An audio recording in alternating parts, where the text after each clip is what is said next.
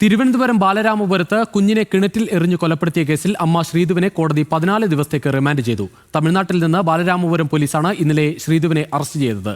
കൊലപാതകത്തിൽ ശ്രീധുവിന്റെ പങ്ക് വ്യക്തമായെന്ന് പോലീസ് അറിയിച്ചു. കിണറ്റിൽ എറിഞ്ഞത് ശ്രീധുവിന്റെ അറിവോടെയെന്ന ഒന്നാം പ്രതിയായ സഹോദരന്റെ മൊഴിയാണ് പ്രതിക്ക് കുരുക്കായത്. മാസങ്ങൾ നീണ്ട പരിശ്രമത്തിനൊടുവിലാണ് അന്വേഷണ സംഘം നിർണായക വിവരം കണ്ടെത്തിയത്. മനുഷ്യ മനസാക്ഷിയെ ഞെട്ടിച്ച ബാലരാമപുരം ദേവേന്ദു കൊലപാതക കേസിൽ കുട്ടിയുടെ അമ്മ ശ്രീധുവിന് പങ്കുണ്ടെന്ന് ഒന്നാം പ്രതിയും ശ്രീധുവിന്റെ സഹോദരനുമായ ഹരികുമാർ മൊഴി നൽകി. പിന്നാലെ ബാലരാമപുരം പോലീസ് ശ്രീധുവിനെ തേടി പാലക്കാട്ടേക്ക്. കേരള തമിഴ്നാട് അതിർത്തിയായ പൊള്ളാച്ചിയിൽ ഒളിവിൽ കഴിയുകയായിരുന്ന ശ്രീധുവിനെ പോലീസ് അറസ്റ്റ് ചെയ്തു. ദേവസ്വം ബോർഡിൽ ജോലി വാഗ്ദാനം ചെയ്ത് തട്ടിപ്പ് നടത്തിയ കേസിൽ ജാമ്യത്തിലിറങ്ങിയാണ് ശ്രീധു ഒളിവിൽ പോയത്.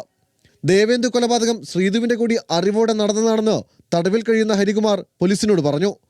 വാട്സാപ്പ് ചാറ്റുകളും മൊഴികളും വീണ്ടും പരിശോധിച്ച അന്വേഷണ സംഘം ഹരികുമാറിന്റെ മൊഴിയുടെ വിശ്വാസ്യത ഉറപ്പിച്ച ശേഷമാണ് അറസ്റ്റിലേക്ക് കടന്നത്.